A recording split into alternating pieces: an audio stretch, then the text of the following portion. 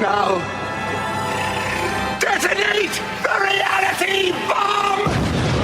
I will build a great, great wall. Some alien race to come down and threaten us. Is the singularity near? The truth is out there. The military-industrial complex. The 7 mountains of the influencers of culture. To be as gods, you know. Change has come to America. Catapult of propaganda. From a secure location on top of the ridge in the heart of the beautiful Missouri Ozarks, this is A View from the Bunker. Now, here's Derek Gilbert. We're living in prophetic times, the fulfillment of Bible prophecy happening, it seems, right in front of our eyes. Welcome to A View from the Bunker, whether you're listening at vftb.net, Spreaker.com, or wherever fine podcasts are sold, or if you're watching the YouTube channel, youtube.com/derek-gilbert. You'll recognize our guest here, as there's no hiding the trademark goatee now. It's become sort of a trademark for him. He's the author of a number of books on Bible prophecy, the Psalm 83... Missing Prophecy Revealed, and the Now Prophecies more recently. Now Prophecies, Nuclear Showdown in Iran, Revealing the Ancient Prophecy of Elam. We've got Revelation Road, Hope Beyond the Horizon. Okay. That was an earlier book. I had stumbled me there. And then the sequel to that is just come out as Apocalypse Road, Revelation for the Final Generation. Okay. Well, at least you don't have the handicap of having Tom Horn writing your subtitles, which are as long as the entire first chapter of some books. Yeah. But anyway, please welcome Bill-salus back to the program. Bill, it's Derek, thanks doing a this lot. face-to-face for the first time. We've done some via Skype video, but I think this is our first one face-to-face, at least not for a DVD somewhere from a prophecy conference. Right, yeah. But you have been writing about a number of things that have just really shed new light on prophecies, finding things in Psalm 83, with which seems to fit very well with the timeline of Ezekiel 38-39, and if we get some time, we really want to talk with you in some more depth about that. But you also had a really interesting. I guess let's talk about this, because I had the opportunity to talk to Joel-Richardson recently about the very cordial debate that you had. And by the way, kudos for doing it in a way that I think sets an example for the way we should be when we're trying to sharpen one another, iron sharpening iron. A discussion of who represents Mystery Babylon, who Mystery Babylon represents, rather, in Bible prophecy. Joel takes the position that it's Saudi Arabia, and you are looking for coming at this from a different perspective. Yeah, he has put forward the idea that Mecca could be the great city of Revelation 17-18. Yes. There's generally 5 candidate cities. You've got New York City, Jerusalem, rebuilt Babylon, Iraq. Probably the more popular view that goes back from the time of the Church Fathers, the Protestant Reformers, and a lot of our contemporaries today, is Rome, the city being Rome. But he came forward with the concept of Mecca, which is in line with his teachings of a Muslim Antichrist, so they sort of go hand in hand. Joel and I are good brothers in the Lord. Actually, matter of fact, we've become closer as a result of the debate. That isn't normally the results of something like that. But we made a decision in this debate to make it a discussion/debate, educational. A lot of research we both brought to the table to put the facts out there and let people make their own decision. Right. And certainly not to, because as we see things get more electric out here, as the stage is setting more, as the prophecies are starting to get ready to find their fulfillment, we're hoping, and we're starting to see this a little bit, an increased appetite for prophecy among Christians and new believers coming in, interested in what does the Bible say predictively about the days going on. The last thing we wanted to do, Joel and I being mature in the Lord, was to stumble into these people and get into divisions and schisms and things like that, which, unfortunately, there's just too much of that going on in the body right now. Right. Yeah. There are a lot of fights taking place over non-essentials. My view of prophecy is that while God has given us glimpses, He's not called Yahweh of hosts, Lord of armies, for nothing. He's a general. And so just as the apostles, who learned directly from Jesus, probably the greatest theological teacher in history, I would guess, they didn't understand the prophecies of his first coming. We're probably not going to understand the prophecies of his second coming any better than they did. And we will probably get the outlines, but I think the fine details are probably concealed for a reason, because as Paul wrote to the church at Corinth, the archons, the rulers of this age, didn't understand it, or they wouldn't have crucified him. That's absolutely right. And this was kind of an exciting challenge for me, because the shows I've been on with you before, the Psalm 83 book, the Now Prophecies dealing nuclear showdown in Iran. These are dealing mainly with Middle East-centered events, right? Right. And events that could happen at the present time. Now prophecies that could happen at the present time, lacking preconditions. We could wake up tomorrow, they could happen, that type of thing. And the stage is set for these things to start to happen, and there's almost a baker's dozen of them that I put forward in the Now Prophecies book. But this is a little different. This is what happens down the road when we get to that point where Satan is no longer restrained. You have supernatural deception being unleashed as signs and lying wonders. Satan puts forward his closing arguments on humanity. And regardless of Joel's position or my position, Joel and I both want to let people know, this is a bad thing that's coming down the road. When you look at the details of this harlot world religion in Revelation 17 that then morphs into the commercial Babylon of Revelation 18, you don't want anybody to go through that stuff. Now you're intertwining these judgments in Revelation, the seal judgments, and then ultimately the trumpet, and then the Antichrist is on the scene, the bowl judgments. And we're in the age of grace right now. And there is persecution going on in the body of Christ, especially in other countries, Iran and China now and India. But we're, Americans right now are in the age of grace. We're not going to necessarily escape persecution. Things could happen coming our way. There's so many turbulent things going on. It's interesting. I was just thinking about this the other day, and you're following this being a host now on Skywatch, of course. It used to be that every 10 days there was some kind of a headline that seemed like it had prophetic implications. But now it's almost every 10 minutes, Derek. It's hard to almost keep up on this stuff. Right. But the main thing we try to do, here's actually the DVD that you're talking about. It's called Mystery Babylon, the Identity of Mystery Babylon, Mecca or Rome. And it's a 3-hour debate, discussion, and we each put good arguments forward and rebuttals and things like that. But we thought that this was something people should know right now, because when it happens, and I personally am a pre-trib rapture believer. Joe, I'm not sure Joel is, and I'm certainly not trying to say you all have to believe in what I'm saying there, but I believe that we could be out here at any given time, and when that happens, the restraint is removed, and Satan's going to come forward with some powerful closing arguments, signs and lying wonders. We don't even know what that's going to mean. We got hints and things like that. I know you're teaching some things that are very interesting, dealing with the artificial intelligence and things that are forthcoming. But yeah, just trying to let people know, no matter what city you think it is, do your homework and make sure that you don't get stuck living in that time, especially if you have an opportunity to be raptured prior. Right. So what are some of the characteristics of the woman in scarlet, the Mystery Babylon, and why do you feel that Rome is the most likely candidate to fulfill that role? Okay, yeah. Well, Mystery Babylon, it says mystery, and it's a mystery. Yes. Okay, Mystery Babylon.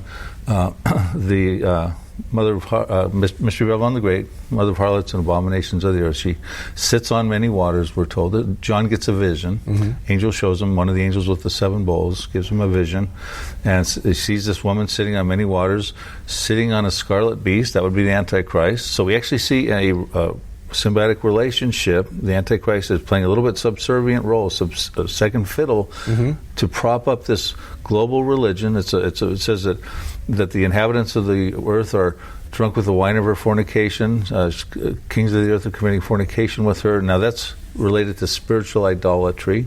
So it's a global religion. We find out in the prophecy that the many waters represent tribes, tongues, peoples, and nations. Global religion comes on the scene in the end times. Antichrist is in cahoots with it, propping it up. It says in Revelation 17:7, we're in the Revelation 17 is what we're talking about here, that the harlot, the beast actually carries the harlot to her heights, right? So it's interesting.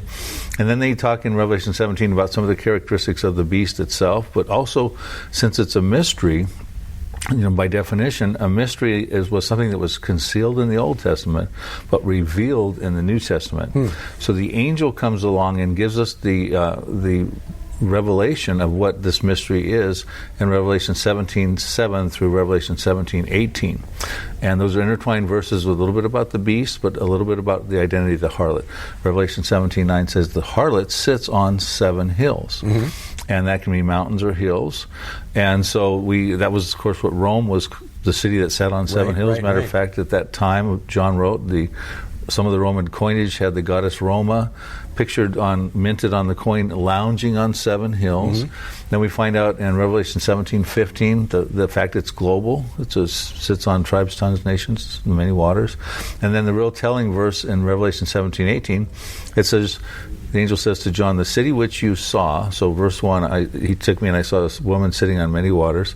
The one which you saw is a great city, is what it says. So what he says is what you saw, past tense. Yeah, John saw that woman sitting on the waters. Turns out to be a great city. Then the angel goes, it is the great city that rules over the kings of the earth, into the present tense, which now John is thinking, well, okay, that is Rome. That's what he would think. It didn't say the city which you saw will be the great city that reigns over. It says it is right now. So I look at that as the present tense. So that's how. Rome basically dominated the known world of John at the time that he was writing the Revelation. Oh, that's right, and it was a known code word at that time because of the Roman persecution. 1 Peter 5:13. Peter actually uses. Calls Rome Babylon. It's clear that's what he was doing. It's interesting. Back at that time, the persecution was so bad. The Christian fish. That we see the emblem on. I think it's called the ichthys in its true language. Yeah, and what that was because you draw an arc this way, and then you draw an arc underneath it that way, and then the arcs cross, and you have the tail, and now you get the resemblance of a fish, the symbol of a fish. And the legend has it that because of the persecution, when someone was trying to communicate one person to another to see if they were on the same page, if they were Christians, or for whatever the reason may be, they would somehow maybe etch something in the sand with their foot one arc, and if the other guy came along underneath and had an arc that overreached it, had the fish symbol, they knew. Right. That's how bad it was back then. There may be a day coming like that again. Yeah. Yeah, so, and then Joel will put forward arguments with Islam. He'll say that there's 1.8 billion Muslims, the most dominant religion. When you add up the Catholic Church, about 1.2 billion, and I think other evangelicals and Protestants, about 900 million. So if you add it all together, it's overreaching. But, I'm advocating that primarily this is centered in Rome with the Vatican, the Catholic Church, that sort of thing. And he says that that's the overreaching. Since it's a global religion, that would be the natural thing. It would be Islam. So he puts forward that kind of argument. The DVD is very fascinating, and of course I counter with arguments on why I don't think Islam will be the same at that time with the Psalm 83 war, which is predominantly Muslim, and then Ezekiel 38. But then Joel will say, which is also a Muslim war, I think those happen before the harlot world religion comes on the scene. But Joel would say, well, Ezekiel 38 actually happens in the tribulation period, when the harlot's around, right?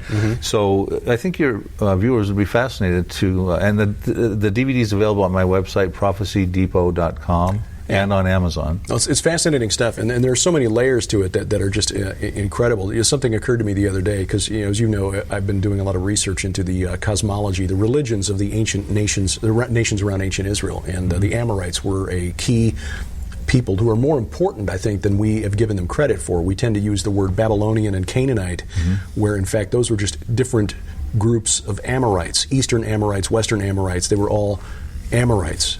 So I think Babylon may have more to do with the Amorites, and I'll explore that in my next book. But I just want to interrupt you real quickly on dealing with the Amorites. If I'm not mistaken, in Genesis chapter 15, God tells Abraham He's going to give them all this land, from the river Egypt to the river Euphrates. Yes.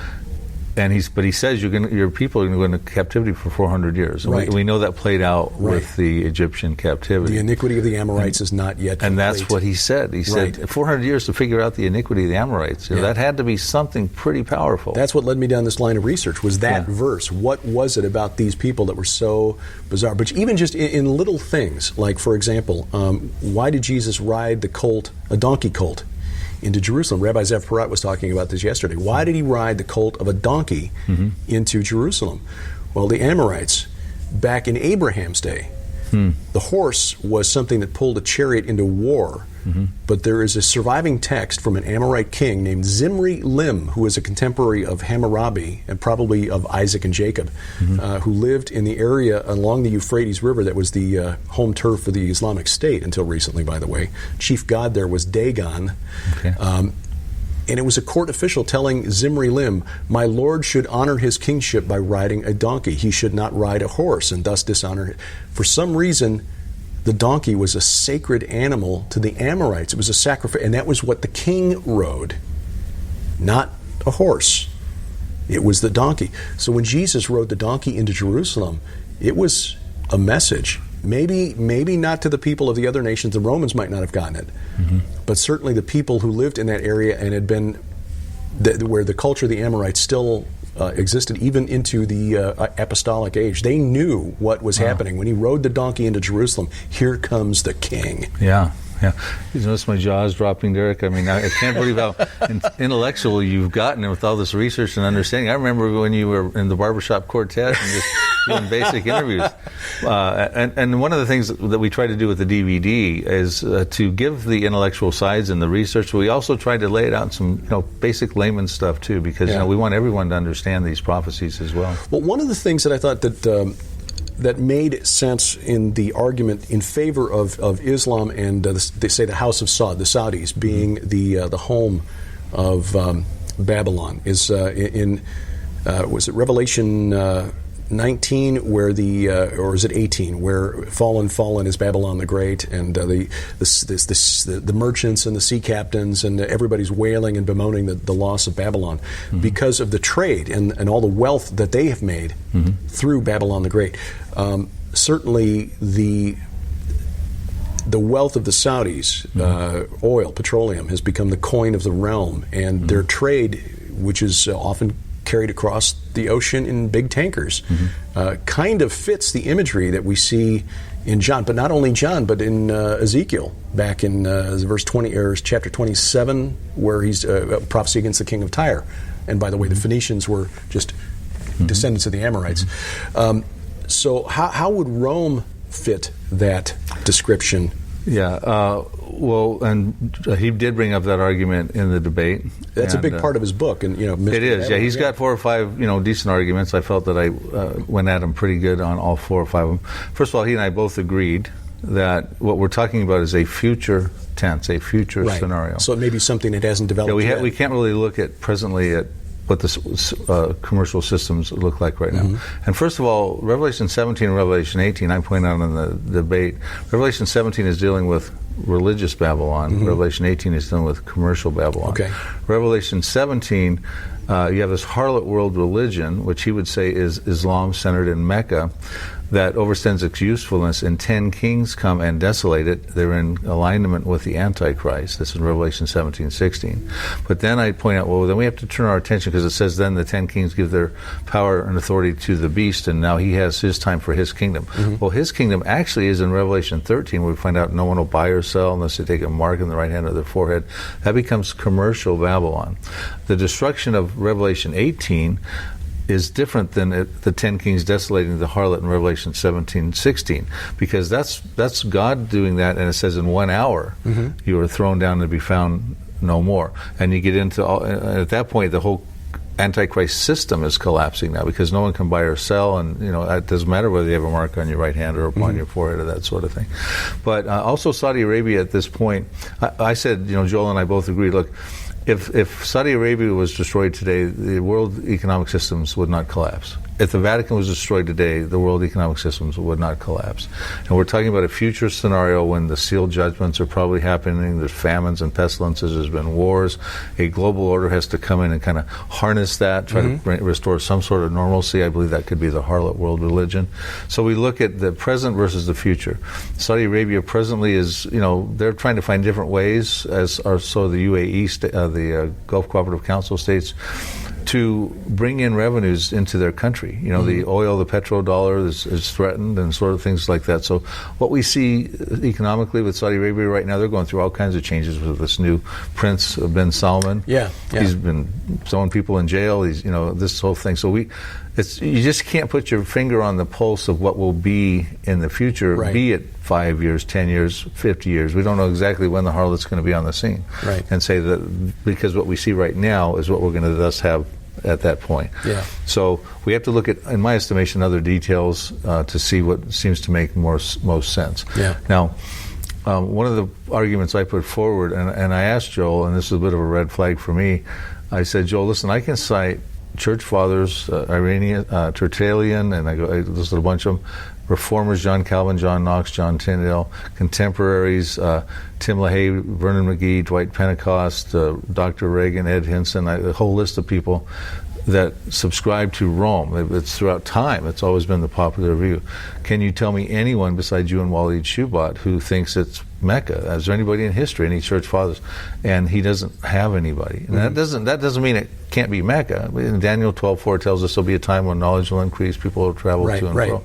But it was a bit of a red flag for me because he's very good in his Islamic Antichrist book, bestseller, New York Times bestseller, in citing people who found an Islamic Antichrist, some of the old commentaries and things like that. But he couldn't find anybody. And I'm still kind of waiting to hear, because that would add a little, in my estimation, help him a little bit with more credibility. Sure. Let's turn a little bit to events in the news. You mentioned Mohammed bin Salman, and certainly he's shaking up the geopolitics of the region. But back in December, and this was just reported recently after it was translated, President Erdogan of Turkey announced in front of the 57 member nations of the Organization of Islamic Cooperation that they should put together a joint Islamic army to confront Israel. Now, as we're coming up in May on the 70th anniversary of Israel's independence, how do you process that as a scholar, student of Bible prophecy? What role does Turkey play? Is this something that we should pay close attention to? Well, I look predominantly as what scriptures do we have, prophetically speaking, where Turkey's involved. And Joel and I would both agree they're in a prophecy called Ezekiel 38 and 39, Gog and Magog invasion. I actually think Russia spearheads that. Joel believes Turkey spearheads that.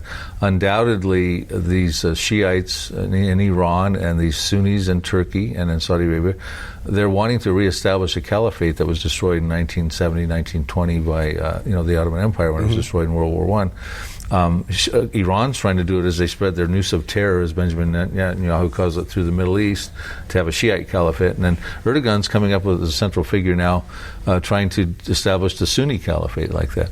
We know that Iran and Turkey come together in Ezekiel 38 and 39 to invade Israel. Of course, and those are predominantly all Muslim countries. Now, not all the 57 nations you were talking about per se. Actually, I believe Psalm 83 countries will be in their own independent prophecy prior to that. Right. And that would build those countries sharing common borders with Israel. The Jordan and Lebanon and probably Syria and Iraq, the Palestinians, Hezbollah, Hamas, Saudi Arabia, Egypt.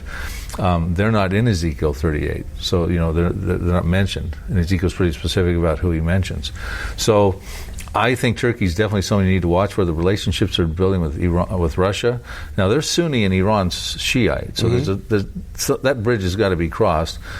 The way it seems to get crossed is, the common denominator amongst Sunnis and Shiites is they just don't like Israel. That would draw them together. Certain circumstances, you could see how they would come cohesively together. And that prophecy is dealing with this coalition of 9 members coming into Israel to invade them for great plunder and booty. Something is an Israel, I believe, that doesn't exist quite yet, that dwells securely without walls, bars, nor gates. These are details about that Israel when this invasion happens. Something about that Israel changes, and I believe that after they can dwell securely after they deal with the Arabs around them, and they will be wealthy. They'll probably expand territorially. There's scriptures I point out in my Psalm 83 book, and that at that point, you've got an Israel that is dwelling securely that's probably quite wealthy. Wealthy because of not only inherent resources, they're discovering natural gas, right, oil. The Leviathan field in the Mediterranean, you've got that oil strike possibly in the Golan Heights. That's right. And you've got, and they could have spoils of war also, taking over territory. But also you could have an influx of quite a few Jews coming back when they feel it's safe to do so. And they've got, a lot of them still have quite a bit of money they could bring in as well. Sure. But at some point we know that there's a carrot dangling on the stick that these Ezekiel invaders want to come after, and that is predominantly a Muslim invasion. So, yeah. Now, Joel actually thinks that Ezekiel 38 begins in the first half of the tribulation. So the invasion actually takes place in the beginning of the tribulation. And then the Antichrist, who he believes is Gog, would go in and set up his throne in Jerusalem, and that would correspond with the abomination of desolation in Matthew 24:15. But he says the actual response where the Lord stops the invasion with an earthquake, flooding rains, fire, hailstone, and brimstone doesn't take place for at least 3.5 years later, when in Armageddon. He puts the defeat in Armageddon at the same battle. Right. And I said in the debate, I said, Joel, what the $50 million question is, it says, in that day when the invasion happens, the Lord does an earthquake, flooding rains. how do you define in that day? Do you think Israel's going to wait around with their 200 nuclear weapons and wait around for, you think God's going to wait in his anger for 3.5 years for, So, boy, the arguments he and I kept throwing back at each other were pretty astounding in love, and it was a very good debate. Well, and the fact that we're 2,000 years on, from Ezekiel, we're 2,600 years almost after he wrote. He was in the 580s or thereabouts. The fact that we're still not quite clear on exactly how this is all going to shake out, again, I think speaks to God's wisdom as a military commander, concealing it from the principalities and powers who are our true enemy in this supernatural war. I mean, if we could understand these clearly and perfectly and know exactly what was going to happen, certainly the enemy would be able to fabricate a really, really convincing deception, which is already going to be so convincing that even the elect would be fooled if that were possible. Right. So the only thing that your viewers would find my perspectives in the debate, and generally how I teach, is of course I've deviated a little bit. Psalm 83, not a lot of people had looked into that, and Jeremiah 49, not a lot of people had looked into that. But when it comes to like Ezekiel 38, I think there's been sufficiently good commentaries from a lot of our peers that explain that prophecy pretty well. Sometimes the timing gets a little confusing. To posit that it's a phased invasion, where it happens in the first half but ends in Armageddon, there's very few people who have come up with that. I would agree with you on that one. I think that's something that's going to happen a little more quickly together. But and I certainly, just to be clear, I don't want to convey the sense that we shouldn't try to study prophecy because we cannot possibly understand it. That's not what I'm saying at all. I'm just saying that whatever views we come to through careful study and prayer for wisdom, we should be prepared to hold somewhat lightly, because somebody more intelligent may come along with a better understanding, and because it's not ultimately going to be completely revealed until God decides it's time. Right. And 2 Peter 1:20, I point this out in the beginning of the debate, says, no prophecy is subject to private interpretation. There's a saying that if you put two Jews in a room, you get three different opinions. If you put, Jonathan Kahn told me this one time, we were together on a platform, and he said, if you put two prophecy guys together, you get 5 different opinions. Right. But there is no, God knows the end from the beginning. We're told that in Isaiah 46, 9 through 10. That's how he authenticates his sovereignty. I am God, there is none like me. I am God, I know of no other, declaring the end from the beginning. And he knows exactly how it's going to play out. And he gives us details of the prophecy. The generation that lives during the prophecy will actually know all those details, and they'll know exactly it was Turkey, or it was Russia, or it was Mecca, or whatever. So we're doing the best we can to put the information out forward to people, but they have to do their own homework. They've got to read the commentaries, and they've got to be a Berean. Acts 17:11 says that the Bereans were more noble than those in Thessalonica because they heard these things daily, but they searched the scriptures to see if they be so. And what was the proverb that it is the glory of a king to search out a matter? So this is it's a glory of God to conceal a matter. It's the glory of kings to search out that matter. Right. Yeah. So you want to be like a king? Do a little homework, do a little digging. Bill, where do people get a copy of that DVD? Because that sounds fascinating. Yeah, it's at my website, prophecydepot.com, Prophecy Depot like HomeDepot.com, or at Amazon. If you just type in Mystery Babylon, bill-salus, it'll show up. Hold up the video again so people get a look at the cover again. Fascinating discussion with two really, really intelligent guys. Really enjoy talking to Joel and Bill because I always learn something every time we do. And prophecydepot.com to get a copy of that. And again, to get an example of how brothers in Christ can actually discuss a matter from opposing points of view and do so with gentleness and respect, which is, after all, our biblical command. So, absolutely, yeah. And these things are not salvation issues. These are just educational issues that we're trying to prepare the body with and equip them with information. So, amen. But Joel's definitely, some of the shows we've been on, I'm just impressed how he delivers the gospel at the conclusion. So. Yeah. Well, vice versa. Same to you, brother. Thanks, Derek. Always appreciate it, and we thank you for watching. Check the show notes at vftb.net or wherever you're listening to the podcast, if that's how you're accessing this, whether it's Spreaker, Stitcher, or iTunes, wherever fine podcasts are sold. Or if you're watching this on video, youtube.com/derek-gilbert, you'll see the links in the notes below the video for Bill Salus's website, prophecydepot.com. Now, just to be perfectly honest, full disclosure, I do tend to lean toward Joel Richardson's theory that Mecca and Islam will be the mystery Babylon of the end days. Sharon, on the other hand, agrees with Bill. So, but as Bill pointed out, I think wisely, we don't have all the information yet, and we won't until we are in that day, assuming that the church is still here when that day finally arrives. So it's a theory that in my case is based on the information that we have available today, which is that Islam seems more likely, or because Saudi Arabia's influence on Islam, it seems like a more likely candidate for the powerful end times trading empire that, when it's finally destroyed, will cause the merchants and the kings of the world who were enriched by their fornication with her to weep and wail then with Rome. But again, before we get to the end, things could change a lot, so we don't have all the information at hand just yet. So anyway, always appreciate talking to folks like Bill and like Joel Richardson, and you can check out that video, that DVD, from either of their websites, either prophecydepot.com or joelstrumpet.com, to hear the 3-hour discussion between Joel and Bill, moderated by our friend Dr. Larry Spargimino, and we'll got more news about him coming up here in just a couple of minutes. Of course, we are still trying to figure out what exactly is the path ahead for the United States in Syria. Anytime things happen in that part of the world, there are, prophetic implications, perhaps. A week ago Friday was the United States, UK, and France launching a missile attack against Syria in response for the alleged chemical attack in the town of Douma, east of Damascus, on April 7th. There are questions about what exactly happened there. There are some organizations, some reporters that have gone to Douma and said they found no evidence that chemical weapons were used at all, that perhaps it was a false flag to cover up the withdrawal of rebel forces from Douma, getting out from under the thumb of Assad's loyal forces before they took over the city.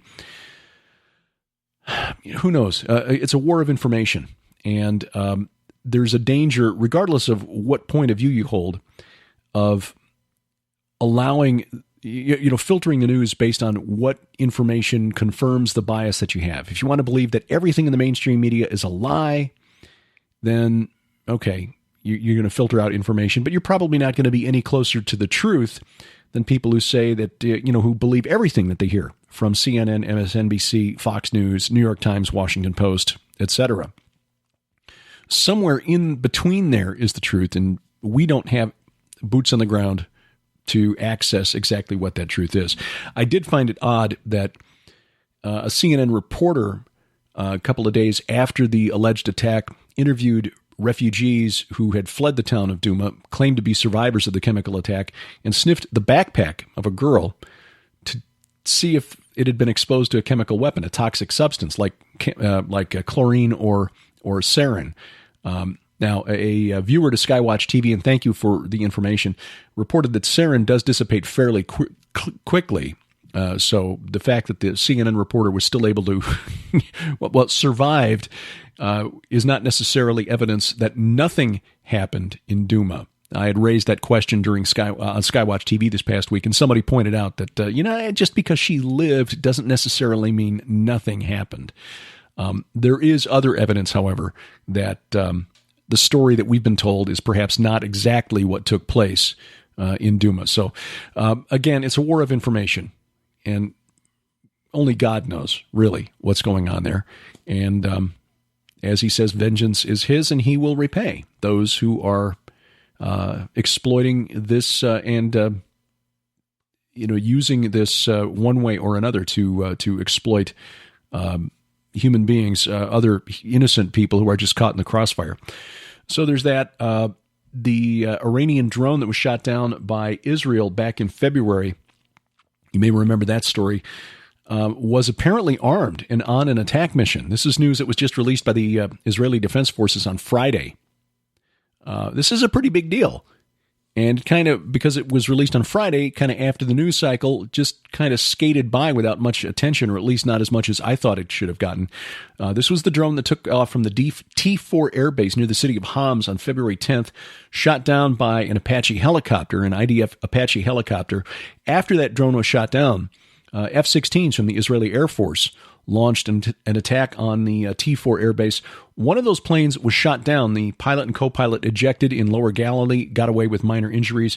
The first Israeli Air Force plane shot down since the 1982 war in Lebanon. So again, kind of a big deal. Things are heating up there. And yay, just in time for our trip to Israel is what it is. So things are happening there, and that's why we're talking about prophecy now. In fact, my next book is going to deal quite a bit with the Gog-Magog conflict and how Greek mythology actually overlaps with the Gog-Magog conflict, which in turn is one and the same with the Battle of Armageddon. The Gog-Magog war ends with Armageddon. And a lot of characters from Greek mythology will take part in that. That's the point of my next book. That's also why there's no PID radio this weekend. Sharon and I are both in the middle of editing because we're trying to get these next manuscripts done and turned over to the publisher and the printer before we go to Israel. We're going to be gone for about 3 weeks and don't want the that task kind of hanging over our heads as we're gone. So we apologize for no PID radio today, but we do, of course, have a new Gilbert House Fellowship. That's our weekly Bible study that you'll find at gilberthouse.org. In fact, we've got a mobile app for that, good for iOS and for Android devices. So iPad, iPod, Touch, iPhone, Android phones and tablets. You can download the app. It's free at the app stores, the Google Play Store, and our weekly Bible studies will come right to your smart device, and hopefully you'll find some benefit to it. We're in the book of Ezekiel right now. In fact, today did chapters 19 through 22. We're probably not going to get to Gog and Magog until, well, I know we're not going to get to Gog and Magog until after we get back from Israel, but that will make it even the more interesting because we will be referencing some of the geography that Ezekiel talks about in chapter 39, especially when we get back, and then we will be able to talk about it having seen it with our own eyes, and that's going to be just an awesome thing. A lot on our calendar coming up for the rest of this year. After the trip, of course, to Israel and then Jordan, we will fly to Rome to take part in the Gen 6 the True Legends expedition to Rome and Sardinia. So we'll tour the Vatican, see the historic sites of Rome, and then over to the island of Sardinia, where the Phoenicians left some very interesting archaeological sites, which again relates to the book that I'm working on, because the Phoenicians, who were just the descendants of the Canaanites, who in turn were simply Amorites, had some very interesting, interesting is not the right word, let's say despicable, detestable religious practices that are linked to the book of Ezekiel. So again, this all fits together, and we'll be able to talk about this with firsthand knowledge, at least, having seen the sites with our own eyes when we return. So after we return from Rome and Sardinia at the end of May, then our next main event is coming up in August. That is Hear the Watchman, Long Island. The Hear the Watchman conferences going to the East Coast, August 9th through 12th. Henry Groover, Pastor Paul Begley, Pastor Carl Gallups, Rabbi Zev Porat, L.A. Marzulli, Dr. Michael Lake, and more. And as an added bonus, a day trip to Montauk. That's Camp Hero, the now closed Air Force Base that was the site of a number of projects that may or may not have taken place, but at least they inspired the conspiracy theories that inspired the Netflix series Stranger Things. So it should be a fun day, as well as educational, in addition to being edifying for the rest of the weekend, the fellowship and the information. For more information and to register, log on to hearthewatchmen.com. That's hearthewatchmen.com, again, August 9th through 12th on Long Island. And then in September, the True Legends Conference returns to Branson. That's the Transhumanism, the Hybrid Age Conference. Steve Quayle, Tom Horn, Sharon K. Gilbert, the keynote speakers, along with Timothy Alberino, Dr. Hugo DeGaris, David Knight of Infowars.com, and now Richard Dolan just added to the lineup. Richard Dolan, famed ufologist, sees the interconnectedness between the ufology movement, the UFO community, and the transhumanist movement. So he will be one of the speakers as well.